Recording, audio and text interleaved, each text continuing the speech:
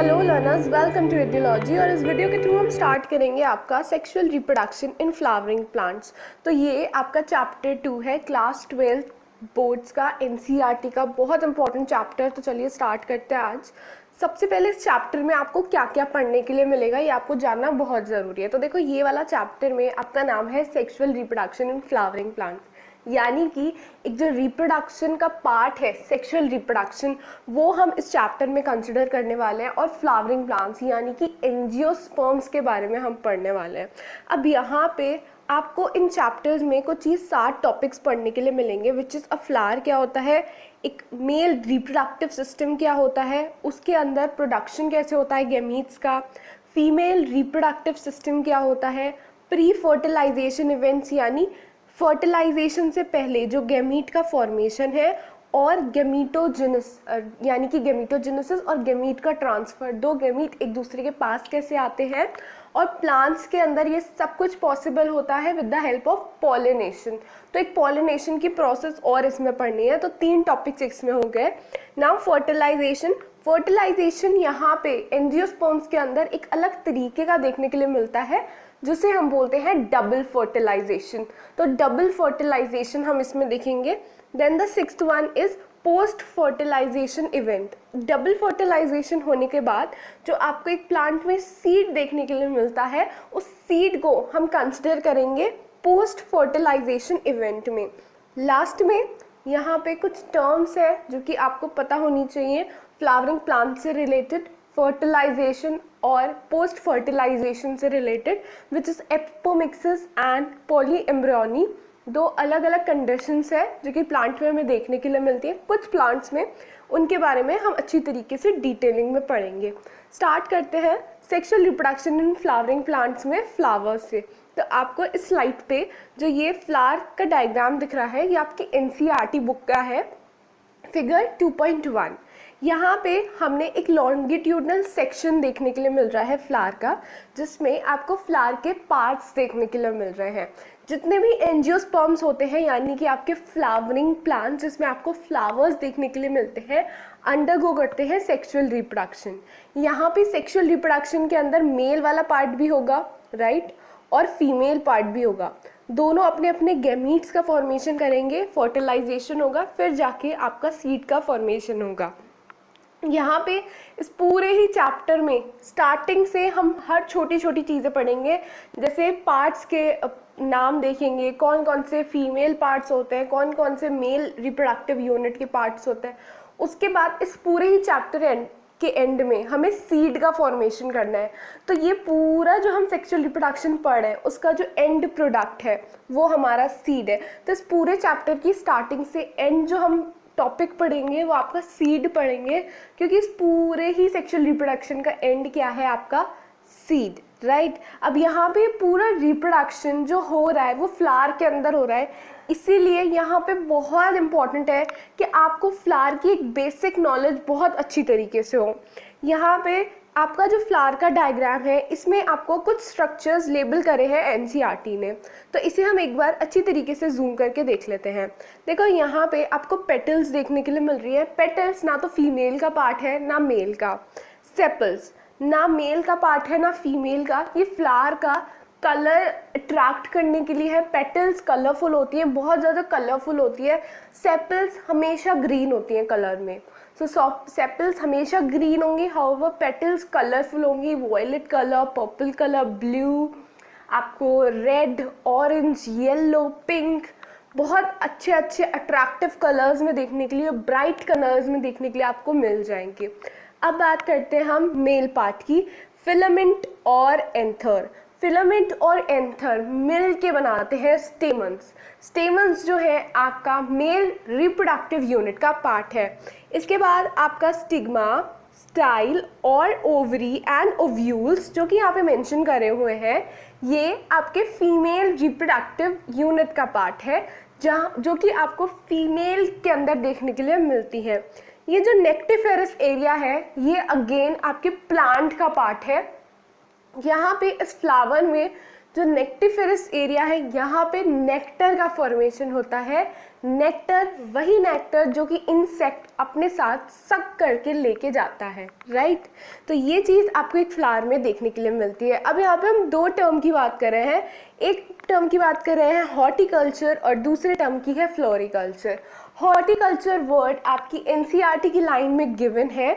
Horticulture क्या होता है? एक ऐसी प्रैक्टिस जिसके थ्रू हम गार्डनिंग करते हैं और कल्टीवेशन करते हैं प्लांट्स का। हाउएवर फ्लोरिकल्चर एक ऐसी प्रैक्टिस है ऑफ कल्टीवेशन ऑफ फ्लावर्स। तो जब भी हम फ्लोरिकल्चर को कंसिडर करते हैं हम बात कर रहे होते हैं फ्लावर्स की, और जब हम हॉर्टिकल्चर को कंसिडर कर रहे होते हैं हम बात कर रहे हैं प्लांट्स की। तो प्लांट्स की बात करेंगे तो वी से हॉर्टिकल्चर, उसके ऊपर प्रैक्टिस करेंगे, और जब फ्लावर्स की बात करेंगे तो उसे हम बोलेंगे फ्लोरिकल्चर। आई होप आपको ये दो टर्म्स अच्छी तरीके से समझ में आ गई होंगी। Now the sexual reproduction. Sexual reproduction के 3 इवेंट्स हैं, pre fertilisation, fertilisation and post fertilisation. Pre fertilisation event में हम गैमीट का कैसे फॉर्मेशन होगा, गैमीट एक दूसरे के पास कैसे आएंगे और पॉलिनेशन को पढ़ेंगे। फर्टिलाइजेशन में डबल फर्टिलाइजेशन, और पोस्ट फर्टिलाइजेशन इवेंट में हम ये देखेंगे कि कैसे इन दोनों लाइक सीड का फॉर्मेशन हो रहा है which is the end product of sexual reproduction. Male reproductive system, या फिर आप बोल सकते हो मेल रिप्रोडक्टिव यूनिट, राइट। सो यहाँ पे यूनिट जो है आपकी मेल रिप्रोडक्टिव यूनिट वो आपकी स्टेमन्स है। स्टेमन्स को 2 और नाम से आप जानते हैं, साइंस पढ़ रहे हैं हम, बियोलॉजी पढ़ रहे हैं, तो यहाँ पे जितनी ज़्यादा टर्म्स आप उनके बारे में यूज़ कर सकेंगे उतना आपके लिए बेटर होगा, क्योंकि क्वेश्चन में हमेशा आपके लिए स्टेमन्स नहीं आएगा और दूसरे वर्ड भी यूज़ करेंगे आपके एग्जाम जो भी प्रिपेयर कर रहा है आपका, ठीक है, क्वेश्चन पेपर। तो स्टेमन्स, देन एंड्रोशियम, माइक्रोस्पोरोफिल, ये तीनों ही एक वर्ड्स हैं। तो यहाँ पे अगर मैं बोलूँ स्टेमन्स, तो स्टेमन्स का मतलब भी स्टेमन्स है, उसका मतलब एंड्रोशियम भी हो सकता है, और I can also use microsporophyll, right. तो यहाँ पे जो मेल रिप्रोडक्टिव यूनिट है उसे मैं 3 नाम से कंसिडर अब कर सकती हूँ। स्टेमन्स के अंदर आपको 2 चीज़ देखने के लिए मिलती है। इस डायग्राम में, जो कि एक एनसीईआरटी का डायग्राम है, इसमें आपको स्टेमन्स की यूनिट बहुत अच्छी तरीके से डिस्क्राइब कर रखी है। ए वाली पार्ट आपको दिखा रही है एक टिपिकल स्टेमन, ठीक, और बी वाला जो डायग्राम है which is figure 2.2b, a 3 dimensional cut section of an anther. अब इसे एक बार जूम करके हम अच्छी तरीके से देख लेते हैं। देखो ये आपका जो लोब्ड वाला पार्ट है इट इज एंथर, राइट, और ये जो एक पतली सी स्टॉक है आपकी, बहुत ज़्यादा थिन बट बहुत लॉन्ग, ये आपका फिलामेंट वाला पार्ट है। तो एंथर और फिलामेंट दोनों को मिला के बनता है आपका स्टेमन, और यू कैन से माइक्रोस्पोरोफिल और एंड्रोशियम। अब अगर मैंने एंथर को, जो कि लोब्ड वाला पार्ट है, उसे बाई लोब्ड है, एक आगे वाला लोब हो गया, एक पीछे वाला लोब हो गया, इसे मैंने कुछ इस डायरेक्शन में काटा तो मुझे ये कुछ स्ट्रक्चर प्रोवाइड होगा। यहाँ पे आपको पोलन ग्रेन्स देखने के लिए मिल रहे हैं, पोलन सेक्स देखने के लिए मिल रहे हैं, और लाइन ऑफ डेहिसेंस जो कि बता रही है कि ये एंथर फटा है, राइट। लाइन्स ऑफ डेहिसेंस मतलब ये एंथर फटा है, मिच्योर हो गया था तो इसका डेहिसेंस हो गया, यानी कि फट गया है, और इसके अंदर से जो पोलन ग्रेन्स थे वो अब बाहर निकल रहे हैं। अब यहाँ पे देखो फिलामेंट क्या होता है। देखो स्टेमन्स के अंदर 2 पार्ट मिलते हैं, फिलामेंट और एंथर। फिलामेंट बहुत थिन होता है, लॉन्ग होता है, स्लेंडर स्टॉक होता है, और ये थैलेमस से अटैच रहता है। थैलेमस कहाँ होता है फ्लावर का? एकदम बेस पे, ओवरी के नीचे आपको थैलेमस वाला पार्ट देखने के लिए मिलेगा फ्लावर में, तो वहाँ अटैच रहता है आपका फिलामेंट, राइट। यहाँ पे जो एंथर है वो आपका बाइलोब्ड रहता है और फिलामेंट के दूसरे एंड पे प्रेजेंट रहता है, बाइलोब्ड है। एक आपको इसमें देखने के लिए मिल रहे होंगे, एक ये वाला लोब और एक इसके जो पीछे वाला लोब है, 2 लोब आपको इसमें देखने के लिए मिल रहे हैं। अब यहाँ पे जो लेंथ है इन दोनों की ही, जैसे कि स्टेमन की जो फिलामेंट की लेंथ है, ये आपको छोटी बड़ी देखने के लिए मिलती है। इसमें बहुत सारे वेरिएशंस देखने के लिए मिलते हैं स्पीशीज़ टू स्पीशीज़, तो एक फिक्स लेंथ हम इसकी कंसिडर नहीं कर सकते, ठीक। यहाँ पे हर आपको एंथर की हम बात कर रहे हैं, एंथर के अंदर जो 2 लोब देखने के लिए मिल रहे हैं, अगर मैं एक लोब की बात करूं, ईच लोब में आपको 2 थीका देखने के लिए मिलते हैं। थीका आप पिट्स बोल सकते हो, जो गड्ढे आपको देखने के लिए मिल रहे हैं, इनका जो दूसरा नाम है which is pollen sac, right. अब यहाँ पे आपको 2 देखने के लिए मिल रहा है, इसलिए हम इसे क्या बोल सकते हैं, डाइथीकस। लेकिन एक लोब में अगर 2 देखने के लिए मिल रहे हैं तो यहाँ पे 2 लोब में टोटल 4 देखने के लिए मिलेंगे हमें, ठीक। यहाँ पे एक लोब के अंदर आपको 2 देखने के लिए मिल रहे हैं पोलन सेक, और हर एक पोलन सेक में आपको देखने के लिए मिलेगी एक माइक्रोस्पोरेंजिया, राइट। एक माइक्रोस्पोरेंजिया आपको देखने के लिए मिलेगी हर एक थीका में, मतलब हर एक पोलन सेक में आपको एक माइक्रोस्पोरेंजिया देखने के लिए मिलेंगी। तो टोटल आपके पास 4 पोलन सेक हैं, राइट। तो आपके पास हो गई 4 माइक्रोस्पोरेंजिया। तो इस टर्म के लिए हम यूज करते हैं वर्ड टेट्रा माइक्रोस्पोरेंजिएट। यहाँ पे इस पूरे एंथर के अंदर ये डाइथीकस है, यानी कि इसके अंदर 2 थीका देखने के लिए मिलते हैं एक लोब में, और ये टेट्रा माइक्रोस्पोरेंजिएट है, यानी कि इसके अंदर आपको देखने के लिए मिलते हैं एक एंथर के अंदर 4 माइक्रोस्पोरेंजिया, राइट। अब यहाँ पे क्या होता है, 2 थीका एक दूसरे से सेपरेट रहते हैं, दोनों theca with the help of a septum. एक सेप्टम प्रेजेंट रहता है जिसकी वजह से ये सारी लोब्स ना एक दूसरे से अलग अलग रहते हैं, ठीक। ये इसके बाद हम बात करेंगे मेल रिप्रोडक्टिव सिस्टम में आपका ये जो पूरा माइक्रोस्पोरेंजिया है उसकी लेयरिंग्स की। तो यहाँ पे ये वाला जो डायग्राम है, बी डायग्राम, ये आपको एक इनलार्ज व्यू दे रहा है कि एग्जैक्टली में कैसा होता है माइक्रोस्पोरेंजियम का डायग्राम, और इसके अंदर जो लेयर्स मिलती है वो आपके एग्जाम में 3 मार्क्स की आती है। तो इसे आपको अच्छी तरीके से कंसिडर करना है। तो सबसे पहले बाहर वाली लेयर को हम बोलते हैं एपिडर्मिस, आई रिपीट एपिडर्मिस। दूसरी वाली लेयर आपकी endothecium, third one is middle layer, and the last one and the innermost one tapetum. Epidermis एकदम आउटर लेयर है और बहुत ही ज़्यादा थिन लेयर होती है और बिल्कुल सिंगल होती है, राइट। और इसका जो काम है वो प्रोटेक्शन का काम है, ये प्रोटेक्ट करती है पूरे ही अंदर वाले पार्ट को, राइट। पूरी जो माइक्रोस्पोरेंजियम है उसकी आउटर मोस्ट लेयर है, पूरे जो अंदर का मटेरियल है जहाँ पे पोलन ग्रेन्स डेवलप होंगे, माइक्रोस्पोर मदर सेल को जो कि अंदर है उसे प्रोटेक्ट करेगी, ओके। एंडोथीसियम जो है वो आपकी सेकंड लेयर है और ये प्रोटेक्टिव होती है नेचर में, हेल्प करती है डेहिसेंस में, यानी कि एंथर के फटने में। जो मिडिल लेयर है ये एक लेयर नहीं है, ये 3 लेयर का कॉम्बिनेशन है, प्रोटेक्टिव होती है और हेल्प करती है डेहिसेंस में। टैपेटम जो है वो आपकी 4th लेयर है, और यू कैन से द इनरमोस्ट लेयर, और ये इसका जो डेंस साइटोप्लाज्म होता है, इससे हम कहते हैं नर्व सेल, क्योंकि ये प्रोवाइड करवाती है नरिशमेंट, न्यूट्रिशन आप बोल सकती हो, for the developing pollen grains. तो पोलन ग्रेन्स को जो कि डेवलप हो रहे हैं उन्हें न्यूट्रिशन प्रोवाइड करवाएगी, इसलिए हम इसे बोलते हैं नर्व सेल। और इसके अंदर डेंस साइटोप्लाज्म के साथ साथ मोर देन 1 न्यूक्लियाई भी आपको देखने के लिए मिलता है। आई होप इतनी चीज़ आपको क्लियर होगी। सो अभी हम क्या करेंगे, ये वाला जो सेक्शन है इसे अच्छी तरीके से देखेंगे।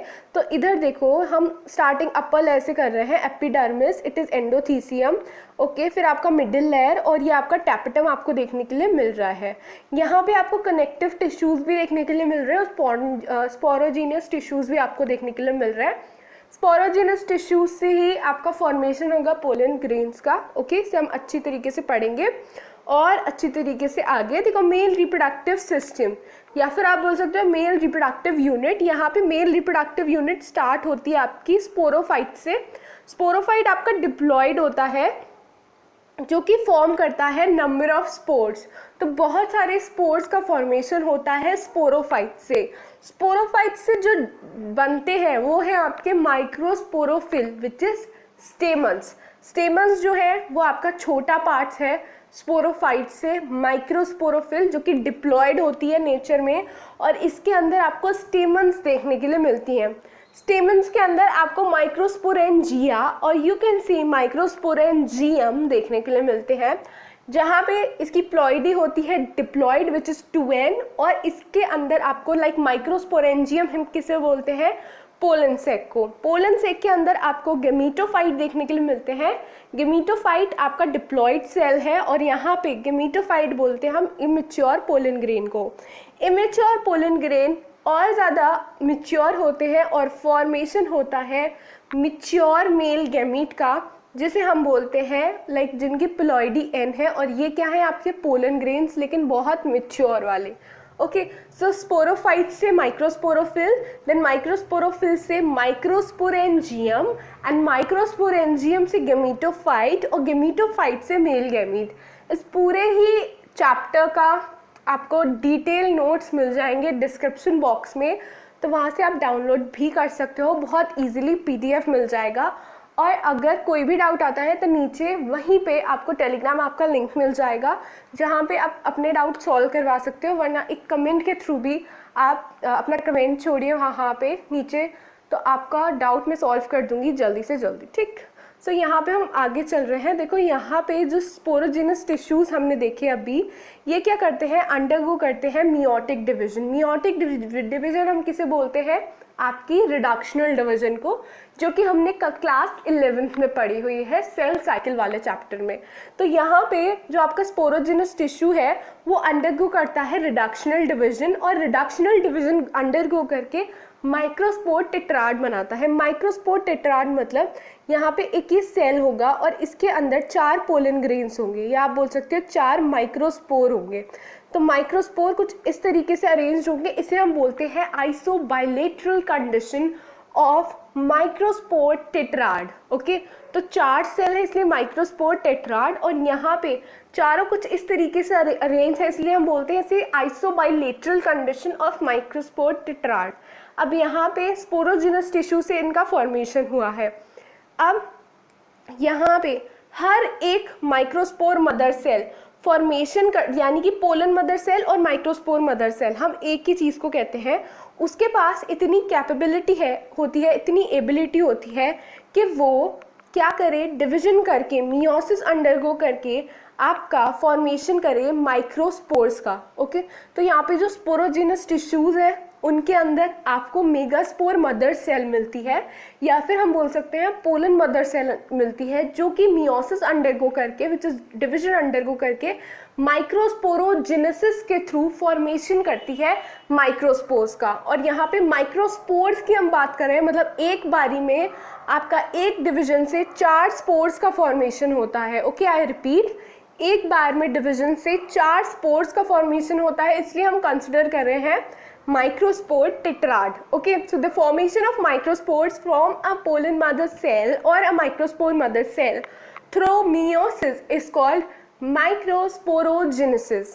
अब क्या होगा, 4 बन गए, ये एंथर का डेहिसेंस होगा, एंथर फटेगा, डिहाइड्रेट होगा, और ये जो माइक्रोस्पोर्स हैं एक दूसरे से सेपरेट हो जाएंगे। मतलब जो 4 एक साथ बने थे अब वो अलग अलग हो गए, और अब हम कंसिडर कर रहे हैं सिर्फ एक माइक्रोस्पोर को, कि एक माइक्रोस्पोर आगे कैसे डेवलप होता है। तो एक माइक्रोस्पोर कुछ ऐसा दिखता है जिसे हम बोलते हैं पोलन ग्रेन। यहाँ पे एक माइक्रोस्पोर के अंदर यूजुअली इसकी स्फेरिकल शेप होती है, उसका साइज आपको 25 to 50 माइक्रोमीटर देखने के लिए मिलता है डायामीटर में। ये NCERT की लाइन है और बहुत इंपॉर्टेंट लाइन है। माइक्रोस्पोर के अंदर आपको देखने के लिए मिलता है एक्साइन, इंटाइन, जो कि इसकी लेयर्स का पार्ट है। एक्साइन इसकी आउटर लेयर है और इंटाइन इसकी इनर लेयर है। एक्साइन बनी हुई होती है आउटर मोस्ट लेयर और बहुत ज़्यादा हार्ड होती है। स्पोरोपोलिन की बनी हुई होती है। स्पोरोपोलिन एक ऐसा मटेरियल है, एक ऐसा ऑर्गेनिक मटेरियल है जो कि मोस्ट रेजिस्टेंट होता है किसी भी pH का, चाहे वो एसिडिक हो चाहे वो बेस हो, उसका फ़र्क इस पे नहीं पड़ता।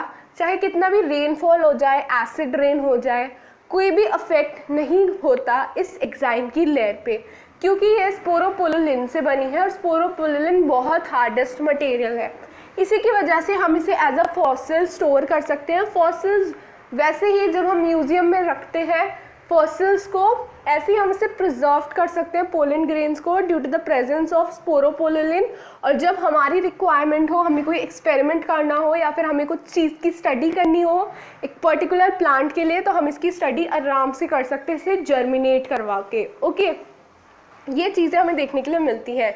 तो यहाँ पे ये जो एग्जाइन है ये नॉन बायोडिग्रेडेबल आपका लेयर है जो कि बहुत हार्डेस्ट होती है, बहुत थिक लेयर होती है। ठीक, फिर जो आपका इनरमोस्ट लेयर है जिसे हम बोलते हैं लाइक इंटाइन से जो बनी हुई होती है, इंटाइन बोलते हैं जिसे हम।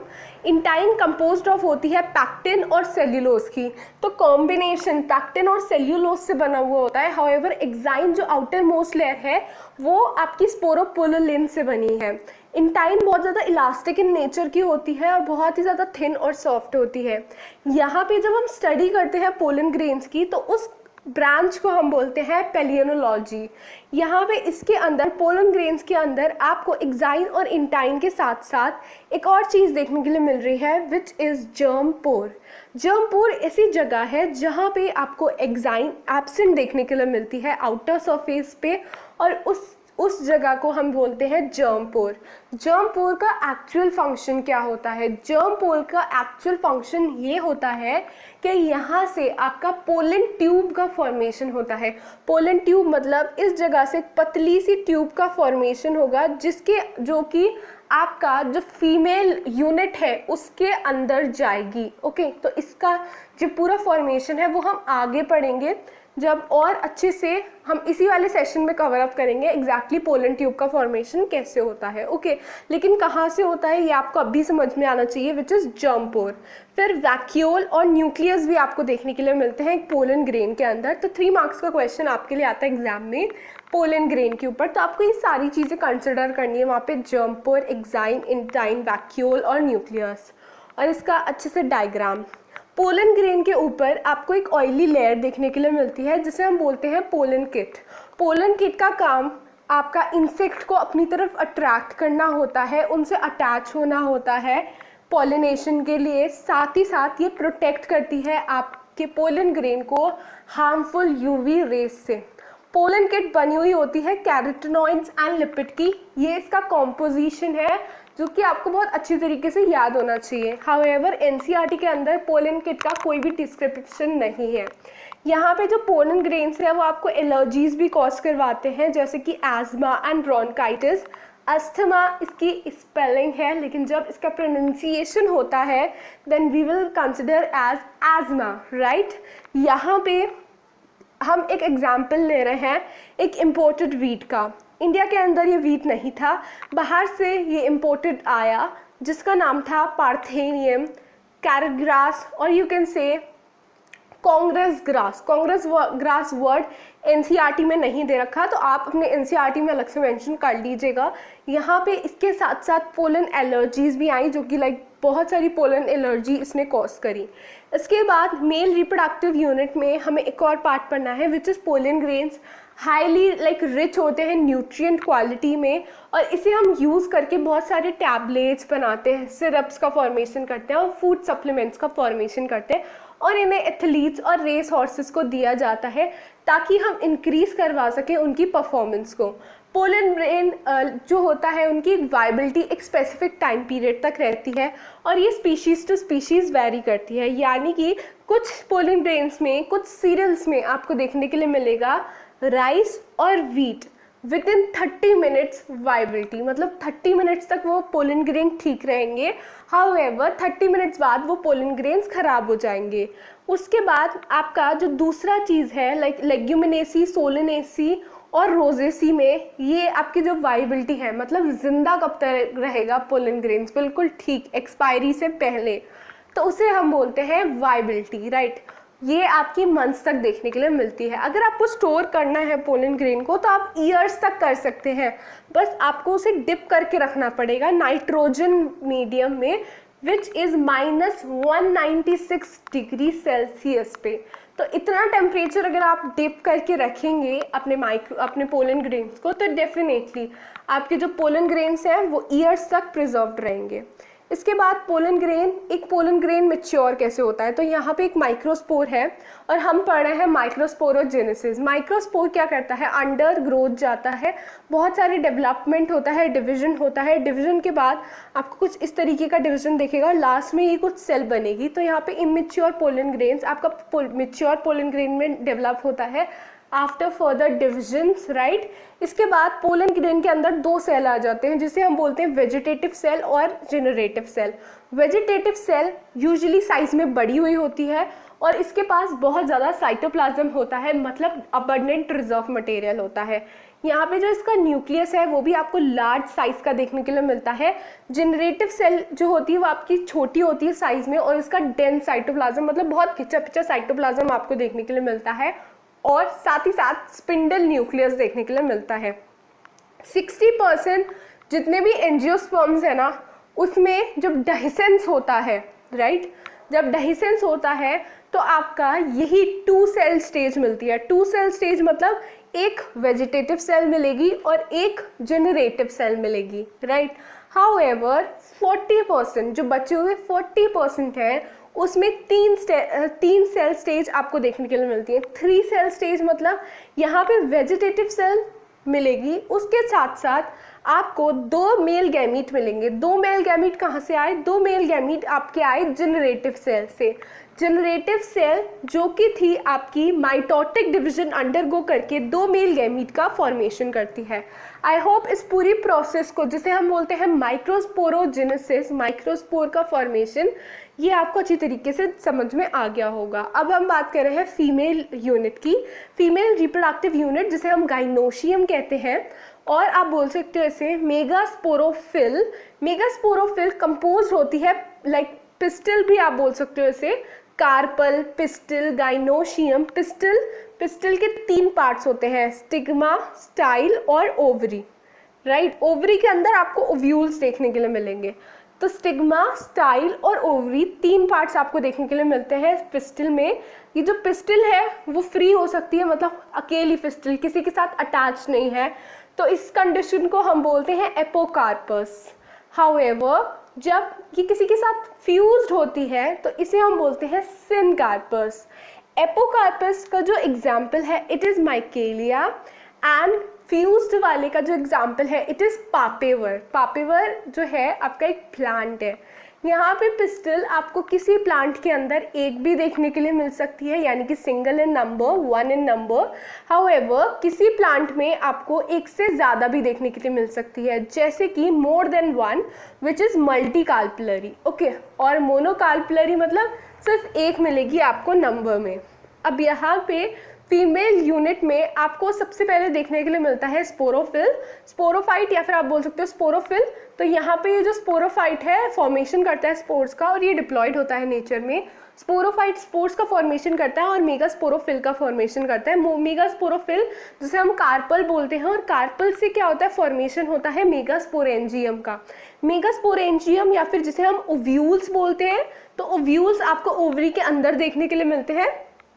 तो मेगास्पोरोफिल्स के अंदर यानी कि कार्पल पिस्टल के अंदर आपको देखने के लिए मिलेगा ओव्यूल्स, और ओव्यूल्स को हम क्या बोल रहे हैं, मेगास्पोरेंजियम। ये 2016 सेकेंड जो आपका नीट हुआ था उसका क्वेश्चन है कि ओव्यूल्स का दूसरा नाम क्या है, विच इज़ माइक्रोस्पोरेंजियम।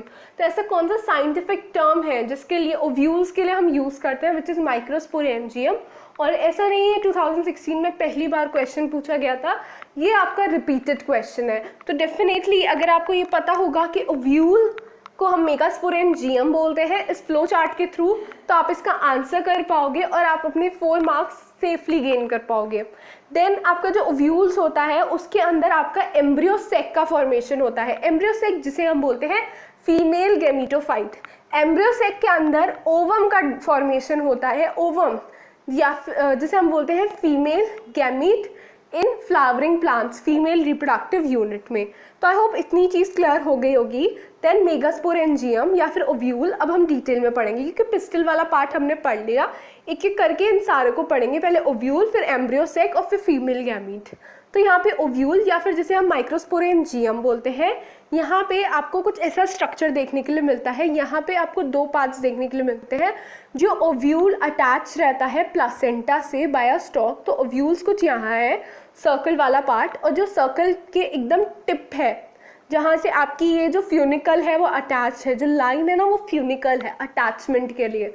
तो जहाँ से एकदम टच हो रही है ना लाइन, उसे हम बोलते हैं उस जॉइंट को आपका हाइलम। तो the region of fusion of hilum and ovule, उस रीजन को फ्यूनिकल, फ्यूजन ऑफ फ्यूनिकल, और यहाँ पे फ्यूनिकल वर्ड आएगा एंड ओव्यूल, तो उसको हम क्या बोलते हैं हाइलम। ठीक, यहाँ पे जो फॉर्मेशन है मेगास्पोर का, मेगास्पोर मदर सेल से, इसे हम बोलते हैं मेगास्पोरोजेनेसिस। जब हमने मेल वाला पार्ट पढ़ा तो हमने जो वर्ड यूज करा इट इज माइक्रोस्पोर, या फिर हम बोल सकते हैं माइक्रोस्पोरोजेनेसिस। ठीक, तो वहाँ पे हमने माइक्रो वर्ड यूज करा, बट अब हम फीमेल पार्ट पढ़ रहे हैं तो फीमेल पार्ट पे हम यूज करेंगे मेगास्पोर वाला वर्ड। ठीक, तो यहाँ पे जो फॉर्मेशन है मेगास्पोर की, उस जो हो रही है वो मेगास्पोर मदर सेल से, इस प्रोसेस को हम क्या बोलते हैं मेगास्पोरोजेनेसिस। मेगास्पोरोजेनेसिस कैसे होती है, जो आपकी एमएमसी है डिप्लॉइड सेल है यहाँ पे, तो डिप्लॉइड सेल अंडरगो करेगी मेगास्पोरोजेनेसिस और फॉर्मेशन करेगी आपका फीमेल गैमीटोफाइट का,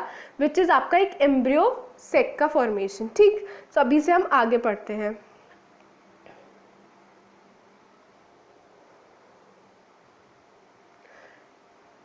यहाँ पे formation of a female gamete is called mega gametogenesis, या फिर आप ये बोल सकते हो मेगा गैमीटोजेनेसिस हम इसलिए बोल रहे हैं क्योंकि यहाँ पे फीमेल गैमीट है। ठीक, मेगास्पोरोजेनेसिस जो मेगास्पोर का फॉर्मेशन है वो।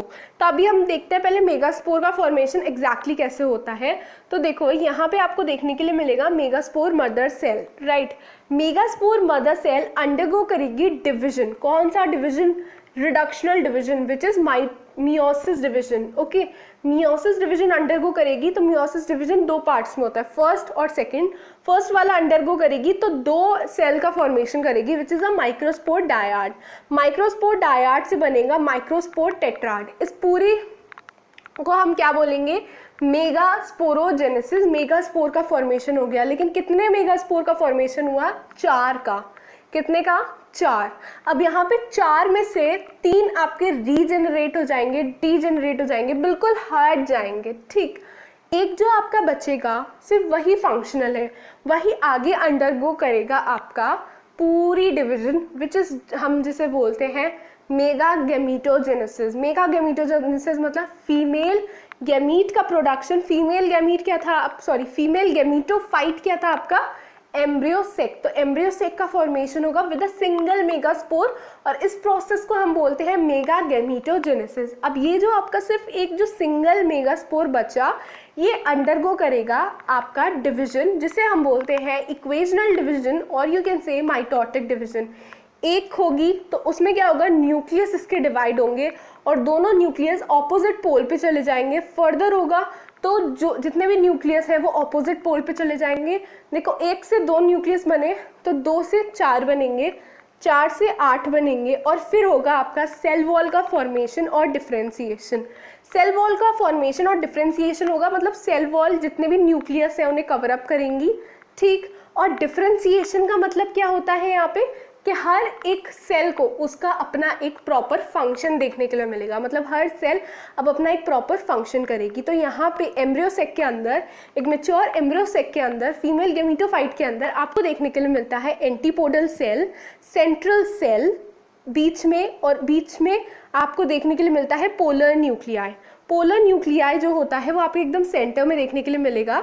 जो आपको ऊपर की तरफ देखने के लिए मिल रहे हैं ये आपके एंटीपोडल सेल्स हैं, और बीच में मिडिल में सेंट्रल सेल में पोलर न्यूक्लियाई जिसकी प्लॉइडी है n+n, राइट। यहाँ पे एक एग सेल और 2 सिनर्जिड सेल देखने के लिए मिल रहे हैं। एक सेल और 2 सिनर्जिड सेल को मिला के हम बोलते हैं एग एपरेटस। ये आपके फिलीफॉर्म एपरेटस हैं, और ये फिलीफॉर्म एपरेटस, सिनर्जिड सेल, ये आपको माइक्रोपाइलर एंड पे देखने के लिए मिल रहे हैं, और जो एंटीपोडल सेल्स हैं वो आपको चेलिजल एंड पे देखने के लिए मिल रहे हैं। अब यहाँ पे आप ये सोच रहे होंगे कि यहाँ तो माइक्रोपाइलर एंड इस वाले एंड पे है, और यहाँ पे नीचे मैंने इसे टर्न करके क्यों बनाया। तो अगर आप अपनी NCERT देखेंगे तो ऑब्वियसली आपको कुछ ऐसा ही डायग्राम देखने के लिए मिलेगा। अब बच्चे बोलते हैं कि इसे टर्न करके क्यों बनाया है, क्योंकि एनसीईआरटी ने जो कंडीशन मेंशन करी है एनसीईआरटी में विच इज़ एनाट्रोफिस कंडीशन, एनाट्रोफिस कंडीशन में कुछ इस तरीके से घूमा हुआ ही बनता है आपका एम्ब्रियो सेक का डायग्राम। इसमें जो आपका ओव्यूल होता है वो कुछ इस तरीके से पूरा रोटेट हो जाता है कि जो माइक्रोफाइल एंड है, माइक्रोपाइलर एंड जिसे आप बोलते हो, वो एकदम बेस पे आ जाता है और चलेजल एंड एकदम टॉप पे चला जाता है। चलेजल एंड पे आपका प्रेजेंट रहता है एंटीपोडल सेल्स, ठीक, जो आपको इस डायग्राम में देखने के लिए मिलते हैं। माइक्रोपाइलर एंड पे आपको देखने के लिए मिलेंगे सिनर्जिड और एक्सेल। यहाँ पे जो ये पूरा ओव्यूल का डायग्राम है, एग्जैक्टली ओव्यूल कैसा दिखता है, ओव्यूल के लाइक एम्ब्रियो सेक के बाहर की तरफ आपको न्यूसिलस वाला पार्ट देखने के लिए मिलेगा। न्यूसिलस बहुत इंपॉर्टेंट पार्ट है और इसमें बहुत रिजर्व फूड मटेरियल आपको देखने के लिए मिलते हैं। जो आपका न्यूसिलस को भी प्रोटेक्ट करता है उसे हम बोलते हैं इंटेग्यूमेंट्स, और आप इसे कवरिंग बोल सकते हो। तो एक बाहर की कवरिंग है आउटर इंटेग्यूमेंट और एक इनर वाली कवरिंग है विच इज़ इनर इंटेग्यूमेंट, जिसमें एम्ब्रियो सेक और न्यूसिलस सेव है। यहाँ पे फ्यूनिकल आपको ये वाला पार्ट देखने के लिए मिल जाएगा जो भी मैंने आपको बताया था। हाइलम भी आपको देखने के लिए मिल जाएगा यहाँ पे, और ये आपका रफे है, ओके, जो अटैचमेंट आपको देखने के लिए मिल रही है। अब यहाँ पे हमें ये वाला पूरा डायग्राम कवरअप करा। एग एपरेटस याद करना, एक्सेल और सिनर्जिड को कहते हैं, और पोलर न्यूक्लियाई की प्लॉइडी कितनी है which is n+n, right. Filiform apparatus जो कि फिंगर लाइक स्ट्रक्चर है यहाँ पे आपको देखने के लिए मिलते हैं सिनर्जिड सेल में, जो कि हेल्प करते हैं, गाइडिंग करते हैं आपकी सारे ही लाइक पोलन ट्यूब की कि तुम्हें यहाँ से एंटर करना है, ओके। और साथ ही साथ ट्रांसफ़र ऑफ फूड मटेरियल का भी काम करते हैं आपके फिलीफॉर्म एपरेटस। अब यहाँ पे हम इसे एक बार अच्छी तरीके से पढ़ लेते हैं। देखो, ओव्यूल डिफ्रेंशिएट होते हैं एक single megaspore mother cell MMC में in the micropylar region of the nucellus. Nucellus के अंदर आपको डेंस साइटोप्लाज्म देखने के लिए मिलता है, एक प्रोमिनेंट न्यूक्लियस देखने के लिए मिलता है, और यहाँ पे एमएमसी यानी कि आपकी मेगास्पोर मदर सेल आपका डिवीजन अंडरगो करती है और 2 सेल का फॉर्मेशन करती है जिसे हम बोलते हैं मेगास्पोर डायाड, जो कि हमने डायग्राम में देखा। मेगास्पोर डायाड से आपका मेगास्पोर टेट्राड बनता है, सिर्फ एक फंक्शनल रहता है, बाकी की 3 बची हुई रिमेनिंग द 3 डीजनरेट हो जाती है। जो आपका एक मेगास्पोर फंक्शनल है वो आपका अंडरगो करता है आपका फर्दर डिवीजन और फॉर्मेशन करता है एक एम्ब्रियो सेक का। यहाँ पे एक मेगास्पोर जो है आपका एम्ब्रियो सेक का फॉर्मेशन करेगा, मल्टीपल डिवीजन अंडरगो करेगा, लेकिन कौन सी वाली, यहाँ पे जो आपकी डिवीजन की हम बात कर रहे हैं वो आपकी इक्वेजनल डिवीजन यानी कि माइटोटिक डिवीजन है। न्यूक्लियस डिवाइड होंगे, दोनों अलग अलग अपोजिट पोल पे चले जाएंगे, ऐसी फर्दर डिवीजन होगा 2 से 4, 4 से 8, और फिर एंड में 7 सेल वाली 8 न्यूक्लिएटेड कंडीशन होंगी। 7 सेल कैसे, ये जो पोलर न्यूक्लियाई है इस पे आपको कवरिंग नहीं दिखाई देती, ओके। सो पोलर न्यूक्लियाई में कोई भी आपको सेल्स का नहीं देखने के लिए, बस न्यूक्लियाई यहाँ पे देखने के लिए मिल रहे हैं। हाउएवर कवरिंग आपको देखने के लिए नहीं मिल रही, सेल वॉल नहीं देखने के लिए मिल रही आपको पोलर न्यूक्लियाई पे। तो इसलिए ये जो कंडीशन है एम्ब्रियो सेक की वो आपकी 7 सेल्ड 8 न्यूक्लियाई कंडीशन है, और एक एम्ब्रियो सेक के अंदर आपको 3 एंटीपोडल सेल, 2 सिनर्जिड और 1 सेल और 2 पोलर न्यूक्लियाई देखने के लिए मिलते हैं। एग एपरेटस कॉम्बिनेशन है एक्सेल का और सिनर्जिड का, सिनर्जिड के अंदर आपको फिलीफॉर्म एपरेटस देखने के लिए मिलते हैं। अब हम बात कर रहे हैं पॉलिनेशन की, जो कि एक प्रोसेस है जिसके थ्रू ट्रांसफ़र होता है मेल गैमीट का फीमेल के स्टिग्मा तक। तो यहाँ पे आपका जो पॉलिनेशन है वो 3 तरीके का होता है विच इज़ ऑटोगेमी, जेनिटोगेमी और आपका जीनोगेमी। ऑटोगेमी का मतलब होता है पॉलिनेशन होना, पोलन ग्रेन्स जो ट्रांसफ़र होंगे वो एक ही सेम फ्लावर में होंगे। सेम फ्लावर में मतलब वहाँ पे मेल भी प्रेजेंट है और फीमेल भी प्रेजेंट है। यू कैन से बाइसेक्सुअल फ्लावर में, तो बाइसेक्सुअल फ्लावर में मेल भी होगा फीमेल भी होगा, दोनों साथ साथ में मिच्योर होंगे, मतलब सिनक्रोमी या फिर आप बोलते हो होमोगेमी जिसे हम बोलते हैं, साथ में दोनों मिच्योर हो रहे हैं, फीमेल भी मेल भी, और वहाँ पे सेल्फ पॉलिनेशन होगा, सेम फ्लावर के अंदर सब कुछ चलेगा, राइट, सेम फ्लावर में। अब यहाँ पे ऑटोगेमी में ना, इसमें हम सेल्फ पॉलिनेशन भी इसे हम बोलते हैं। तो यहाँ पे फ्लावर आपको 2 तरीके के मिलते हैं, एक मिलते हैं आपको चेस्मोगैमस और एक मिलते हैं आपको क्लिस्टोगैमस। चेस्मोगैमस जिसे हम बोलते हैं open flowers, open bird, okay. तो इसके अंदर तो बहुत आसानी से पॉलिनेशन हो सकता है। क्लिस्टोगैमस आपको देखने के लिए मिलते हैं क्लोज्ड फ्लावर, मतलब जो इनकी बर्ड होती है वो हमेशा क्लोज्ड रहती है, अंदर का पार्ट मैच्योर हो जाएगा लेकिन जो बाहर वाली बर्ड है वो क्लोज्ड रहेगी, ये फ्लावर्स कभी ओपन नहीं होते।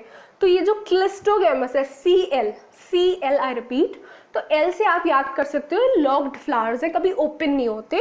तो यहाँ पे ये through out their life close रहते हैं और इनके अंदर सिर्फ एक कंडीशन की पॉलिनेशन होता है जिसे हम बोलते हैं सेल्फ पॉलिनेशन और you can say autogamy. Geitonogamy में आपको देखने के लिए मिलता है transfer of pollen grains from one flower to another flower, लेकिन सेम प्लांट में। तो अगर यहाँ पे ये कोई प्लांट है, एक यहाँ पे फ्लावर है, एक यहाँ पे फ्लावर है, तो यहाँ से यहाँ आके पोलन ग्रेन्स शेड होंगे, तो इस वाली प्रोसेस को हम क्या बोलेंगे, जिनिटोगैमी, राइट। फिर हम बात कर रहे हैं जीनोगैमी की।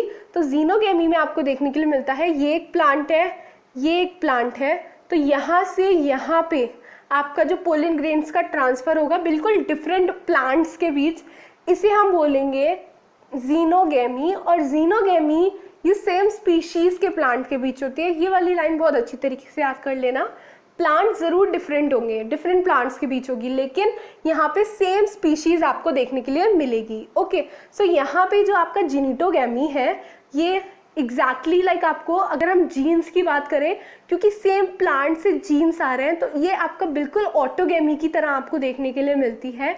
और अगर हम इकोलॉजिकली बात करें, राइट, इकोलॉजिकली बात करें, यानी कि ये देखने के लिए जैसे मतलब दूसरी तरफ से आ रहे हैं ये सारे पोलन ग्रेन्स, तो इस वजह से हम बोल सकते हैं बिल्कुल जीनोगैमी है। लेकिन क्योंकि सेम प्लांट था, सेम प्लांट के अंदर ही एक फ्लावर से दूसरे फ्लावर में जा रहे हैं, तो जीन्स बिल्कुल एग्जैक्टली सेम होंगे, तो इसलिए हम इसे कंसिडर कर रहे हैं एज अ ऑटोगैमी, आइडेंटिकल है उसके थ्रू। ठीक, यहाँ पे कुछ एग्जाम्पल्स हैं आपका इन फ्लावर्स के, विच इज कॉमिनेला वियोला, जिसे हम बोलते हैं common Pence and oxalis. Okay, ये कुछ फ्लावर्स के पार्ट हैं। अब यहाँ पे एग्जाम्पल्स थे। अब यहाँ पे पोलिनेशन बाय विंड, तो यहाँ पे देखो पोलिनेशन आपका 3 तरीके से होता है, विंड से, वाटर से और एनिमल से। विंड से जो पोलिनेशन होता है उसे हम बोलते हैं एनीमोफिली, और एनीमोफिली ना बहुत कॉमन रहता है विंड से पोलिनेशन। अब विंड से पोलिनेशन जो होता है, तो इसके लिए जो पोलन ग्रेन्स होते हैं ना वो बहुत लाइट होते हैं, नॉन स्टिकी होते हैं, बहुत ज़्यादा ड्राई होते हैं। और ये 3 मार्क्स का क्वेश्चन या फिर 2 मार्क्स का क्वेश्चन आपके एग्जाम में आता है कि कैरेक्टरिस्टिक फीचर्स क्या होते हैं पोलन ग्रेन्स के पोलिनेशन बाय विंड के, एनीमोफिली के। स्टेमन्स जो होती हैं आपकी वो बहुत वेल एक्सपोज्ड रहती हैं। सिग्मा जो आपका लैंडिंग प्लेटफॉर्म है वो बहुत ज़्यादा स्टिकी होता है, लार्ज होता है, फेदरी होता है। जो इन्फ्लोरेसेंस होती है, इन्फ्लोरेसेंस मतलब जो फ्लावर्स कैसे अरेंज रहते हैं, तो बहुत सारे फ्लावर्स होते हैं जो कि एक साथ पैक्ड रहते हैं। ओवरीज कंटेन करती है आपकी एक सिंगल ओव्यूल को, मतलब ओवरी के अंदर आपको एक सिंगल ओव्यूल देखने के लिए मिलेगा। एग्जाम्पल्स इसके कौन कौन से हो गए, शुगर केन, कोकोनट, ग्रासेस, आपका कॉटन, कॉर्न कॉब आपका जो भुट्टा होता है वो आपको देखने के लिए मिलता है, जिसमें आपको पोलन ग्रेन्स देखने के लिए मिलते हैं और टेसल्स देखने के लिए मिलती है। टेसल्स आपका स्टिग्मा और स्टाइल का एक पूरा पार्ट मिला के है। ओके, सो ये आपके कुछ एग्जाम्पल्स हैं जो कि आपको एज इट इज याद करने पड़ेंगे, जो कि आपको देखने के लिए मिलता है पॉलिनेशन बाय विंड एनीमोफिली में। हाइड्रोफिली यानी कि वाटर से पॉलिनेशन होने वाला, तो यहाँ पे हाइड्रोफिली वेरी कॉमन है, किसमें, एल्गी, ब्रायोफाइट्स, टेरिडोफाइट्स और कुछ एंजियोस्पर्म में। और यूजुअली आपको मोनोकॉट प्लांट्स में आपको ये देखने के लिए मिलती है। फ्रेश वाटर में जो आपका पॉलिनेशन होता है वो आपको देखने के लिए मिलता है वेलिस्नेरिया और हाइड्रोला में, ये आपके एग्जाम्पल है। और मराइन वाटर में जो पॉलिनेशन आपको देखने के लिए मिलता है वो जूस्टेरा आपकी ग्रास है, जो कि वाटर ग्रास जिसे हम बोलते हैं, जो कि आपको देखने के लिए मिलता है। कुछ और भी एक्वेटिक प्लांट्स हैं जैसे कि आपका वाटर हाइसिंथ और वाटर लिली, जो कि लाइक इंसेक्ट के थ्रू और विंड के थ्रू पॉलिनेट होते हैं, दोनों के थ्रू हो सकते हैं, इंसेक्ट के भी विंड के भी। ठीक, यहाँ पे जो प्लांट्स बाय वाटर पॉलिनेट होंगे उनके पोलन ग्रेन्स काफ़ी ज़्यादा लॉन्ग होते हैं, रिबन लाइक होते हैं और बहुत ज़्यादा अच्छी तरीके से वेल प्रोटेक्टेड होते हैं, और उनके ऊपर एक म्यूसिलेजिनस कवरिंग मिलती है और यू कैन से म्यूसिलेजिनस कोटिंग मिलती है, जो कि उन्हें गीला होने से बचाती है, तो वेटिंग से बचा के रखेगी उनके ऊपर मिलने वाली एक कवरिंग। अब यहाँ पे जो वेलिस्नेरिया होती है उसका अगर फीमेल फ्लावर की बात करें, तो फीमेल फ्लावर के पास एक बहुत लंबे लंबे स्टॉक मिलते हैं और पोलन ग्रेन्स वाटर के सरफेस पे रिलीज होते हैं और वाटर के सरफेस पे आपका स्टिग्मा वाला पार्ट है जो कि वहीं अटैच रहता है और उन दोनों में अट्रैक्शन लाइक वो उसकी तरफ आते हैं, पोलन ग्रेन्स स्टिग्मा पे लैंड करते हैं और फिर फर्टिलाइजेशन होता है। तो कुछ इस तरीके का पार्ट आपको देखने के लिए मिलता है। नेक्स्ट है आपका पॉलिनेशन बाय एनिमल। जूफिली में आपको देखने के लिए मिलता है एनिमल्स के थ्रू पॉलिनेशन। एनिमल्स यहाँ पे आपके इंसेक्ट्स होते हैं, बीज होते हैं, बटरफ्लाइज होती हैं, बीटल्स होती है, वास्प होती है, एंट होती है, मॉथ होती है, बर्ड्स होती है। बर्ड्स में भी कौन सी बर्ड्स? आपकी सन बर्ड्स आप बोल सकते हो, हमिंग बर्ड्स, और बैट्स जो कि आपकी चमगादड़ होती है वो भी आपका पॉलिनेशन करवाती है। अब यहाँ पे जितने भी फ्लावर्स होते हैं जो कि एनिमल्स के थ्रू पॉलिनेट होते हैं वो बहुत ज़्यादा बड़े होते हैं साइज़ में और बहुत अट्रैक्टिव होते हैं, यानी कि उनके अंदर आपको कलर्स देखने के लिए मिलेंगे, बहुत डिफरेंट कलर्स के, और बहुत ज़्यादा अट्रैक्टिव होंगे नेचर में। इसके अंदर आपको देखने के लिए मिलता है हनी और नेक्टर ग्लैंड्स जो कि यूजुअली आपको देखने के लिए मिलते हैं, और इनके अंदर एक हाईली फ्रेग्रेंस आपको देखने के लिए मिलेगी जो कि इंसेक्ट्स को अपनी तरफ अट्रैक्ट करेगी कि तुम मेरे पास आओ और पॉलिनेशन करो। तो ये कुछ चीज़ आपको जूफिली में देखने के लिए मिलती है। बीज यूजुअली लाइक आपका डोमिनेंट बायोटिक पॉलिनेटिंग एजेंट है, यानी कि सबसे ज़्यादा पॉलिनेशन आपका बीज के थ्रू होता है। बीज सबसे ज़्यादा पॉलिनेशन करती हैं। यहाँ पे large animals such as primate जो कि आपका लेम्यूर्स होते हैं, ट्री ड्वेलिंग रोडेंट्स होते हैं, और रेप्टाइल्स में आपकी गीको लिजर्ड और गार्डन लिजर्ड आती है। एनसीईआरटी की लाइन में थोड़ी सी डिफरेंट लग रही होगी, बट ये सारी चीज़ें भी हेल्प करती हैं आपकी पॉलिनेशन में, तो ये भी पॉलिनेटिंग एजेंट है। Animals help in pollination and in return flower give rewards to the animal। अब एनिमल जब इतनी हेल्प कर रहे हैं प्लांट्स की पॉलिनेशन करवाने में, पोलन ग्रेन को ट्रांसफ़र करने में, तो यहाँ पे जो आपका पोलन लाइक आपका जो फ्लावर है वो उन्हें रिवॉर्ड देगा। रिवॉर्ड कैसा देगा? मे बी वो रिवॉर्ड देगा उसे हनी का, ठीक, नेक्टर का रिवॉर्ड देगा मतलब, या फिर उन्हें पोलन ग्रेन्स अपने दे देगा कि थोड़े से पोलन ग्रेन्स तुम ले लो, खा लो, ठीक है, या फिर वो उन्हें जगह देगा एग्स ले करने की, जिसे हम बोलते हैं ओविपोजिशन। एग्स ले करने की जगह देगा मतलब, आराम से हम इसे पढ़ते हैं। देखो, अमॉर्फोफेलस एक टॉलेस्ट फ्लावर है जिसकी हाइट 6 फीट होती है, right, exactly, Amitabh Bachchan 6 feet amorphophallus. तो यहाँ पे वो टॉलेस्ट फ्लावर है जिसके अंदर जो आपका लाइक वो जगह देता है, वहाँ पे बर्ड आती है, लाइक आपकी कोई भी इंसेक्ट आती है और उसके अंदर जाती है और वहाँ पे जाके वो अपने एग्स ले करती है। तो जो जगह वो दे रहा है अमॉर्फोफेलस वहाँ पे एग्स ले करने का, उसे हम बोलते हैं ओविपोजिशन। सेम एज आपको अलग प्लांट में भी देखने के लिए मिलती है, जैसे यूका मॉथ में, फिग और वास्प में। तो वास्प को स्पेस देता है फिग, यानी कि आपकी अंजीर जिसे हम बोलते हैं हिंदी में, और इंग्लिश में हम उसे बोलते हैं फिग। तो यहाँ पे उसे वो जगह देता है और उसके एग्स ले करने की पोजीशन देता है जिसे हम बोलते हैं ओविपोजिशन। अब यहाँ पे कुछ इंसेक्ट्स ऐसे भी होते हैं, कुछ एनिमल्स ऐसे भी होते हैं जिसे हम बोलते हैं पोलन रॉबर या फिर हम बोलते हैं नेक्टर रॉबर, जो कि सिर्फ पॉलिनेशन नहीं करवाते, सिर्फ चोरी करके लेके जाना चाहते हैं पोलन्स को खाने के लिए उनके और नेक्टर्स को उनके लिए, लेकिन पॉलिनेशन में कोई भी हेल्प नहीं करते। तो ऐसे एनिमल्स को हम बोलते हैं पोलन रॉबर या फिर नेक्टर रॉबर, यानी कि चोर है ये पोलन के और नेक्टर के। ओके, फिर आपका पॉलिनेटिंग एजेंट, जो कि आपको छोटा सा याद होना चाहिए कि कौन सी चीज़ किससे पॉलिनेट होती है, एज एफ एनसीईआरटी में देख रखा है प्लांट स्पीशीज़ का पॉलिनेटिंग एजेंट का। तो इंसेक्ट को पॉलिनेट कर इंसेक्ट पॉलिनेट करते हैं रोज़ को, लोबिया को, लेमन को, अनियन को, कोरिएंडर को। बर्ड पॉलिनेट करती है टोबैको को, रैट बनाना को, एंट मैंगो और टर्माइड मैंगो को। विंड जो पॉलिनेट करती है वो आपका कुकुम्बर, पपाया, कॉटन, यूकलिप्टस को। और ब्लास्टोफेगा जो है पॉलिनेटिंग एजेंट, ये आपका पीपल प्लांट को पॉलिनेट करता है। Okay, next one is pollen pistil interaction.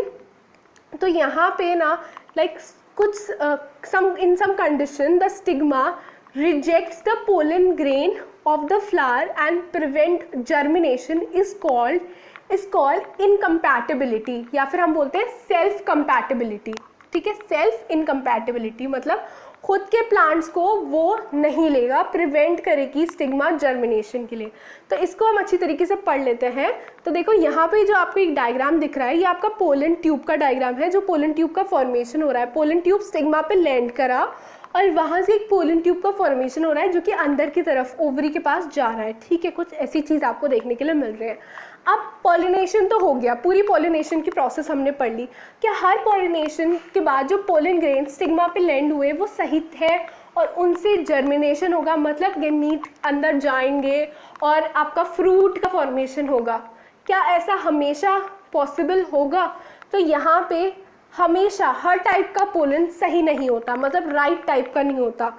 कभी कभी वो रॉन्ग टाइप का भी होता है। रॉन्ग टाइप का मतलब इनकम्पैटिबल, ओके, और राइट टाइप का मतलब कंपैटिबल। तो राइट टाइप का मतलब कंपैटिबल, और जब वो लैंड करेगा स्टिग्मा पे तो स्टिग्मा के अंदर पोलन ट्यूब का फॉर्मेशन होगा और जर्मिनेशन होगा।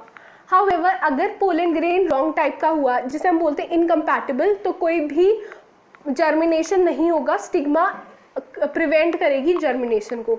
तो कुछ में क्या होता है, आपका स्टिग्मा अपने ही, जैसे ऑटोगेमी हो रही है, सेल्फ फर्टिलाइजेशन, तो उसे पता चल जाता है ये तो मेरे ही स्पीशीज़ का है, ये तो मेरे ही प्लांट का है, तो इसे तो मैं नहीं लूँगी, ठीक। तो उस वाली कंडीशन को हम बोलते हैं सेल्फ इनकम्पैटिबिलिटी। तो ये वाली जो टर्म थी इसे हम बोलते हैं सेल्फ इनकम्पैटिबिलिटी, राइट। अब यहाँ पे सिग्मा को एक्चुअली कैसे पता चलता है कि ये मेरा पोलन है और ये मेरा पोलन नहीं है? तो यहाँ पे एक डायलॉग कॉम्पोजिशन होती है पोलन ग्रेन और स्टिग्मा के बीच। अब ये डायलॉग जो कॉम्पोजिशन हो रही है ये केमिकल सिक्रीट करती है, जिसकी वजह से स्टिग्मा को पता लगता है ये मेरा पोलन है और ये मेरा पोलन नहीं है। और अगर उसे पता लग गया कि ये मेरा पोलन है और मुझे इसे नहीं लेना है, अगर स्टिग्मा के दिमाग में है ये मुझे ये नहीं लेना है, तो इस कंडीशन को हम बोलते हैं सेल्फ इनकम्पैटिबिलिटी। अब यहाँ पे जो आपका प्रोसेस है जिसे हम बोलते हैं artificial hybridization. Artificial hybridization 3 term से मिलकर बना है, विच इज इमैस्कुलेशन, बैगिंग और टैगिंग टेक्निक। तो यहाँ पे जो इमैस्कुलेशन है, emasculation is removal of anther. Removal of anther मतलब यहाँ से हम एंथर को रिमूव करेंगे बिफोर डहिसेंस। जब एंथर का डहिसेंस होगा उससे पहले हमें एंथर को रिमूव करना है।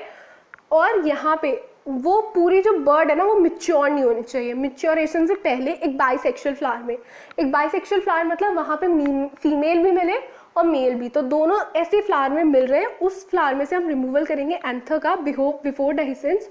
और फिर उस फ्लावर को जो फीमेल वाला बच गया, क्योंकि मेल को तो हटा लिया हमने एंथर वाले पार्ट को, तो फीमेल पार्ट को हम कवर अप करेंगे with the help of a butter paper, और इस प्रोसेस को हम बोलते हैं बैगिंग। उसके बाद उसमें हम करते हैं टैगिंग, विच इज़ लाइक हम उस पर जिस भी टाइप का पोलन ग्रेन शेड करवाना चाहते हैं उसके स्टिग्मा के ऊपर, उस पे हम टैग लगाएंगे कि इसके ऊपर हमें ये एक्सपेरिमेंट करना है और वही टैग लगा देंगे। उस प्रोसेस को हम बोलते हैं टैगिंग।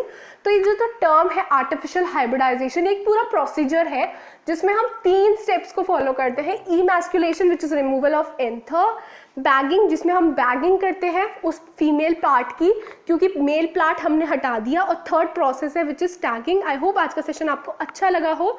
आप मुझे फॉलो कर सकते हैं, टेलीग्राम लिंक आपको यहाँ मिल जाएगा, डिस्क्रिप्शन बॉक्स में भी है, आप वहाँ से आराम से ले सकते हैं टेलीग्राम लिंक को और वहाँ डिस्कशन ग्रुप ज्वाइन कर सकते हैं। आई होप आज का सेशन आपको अच्छा लगा होगा, आपने एंजॉय किया होगा। तो प्लीज़ इसे लाइक कीजिए, शेयर कीजिए अपने फ्रेंड्स के साथ। Thank you for watching this session, और हाँ नए हैं तो प्लीज़ सब्सक्राइब ज़रूर करिएगा। Thank you.